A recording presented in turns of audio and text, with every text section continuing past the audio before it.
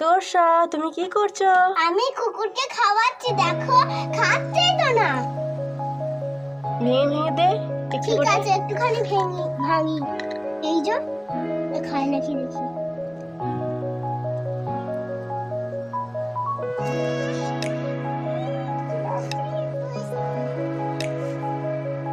Biscuit মনে হচ্ছে খাবে না। সুন্দর কুকুরছানাগুলো হয়েছে, কি কিউট দেখতে লাগছে।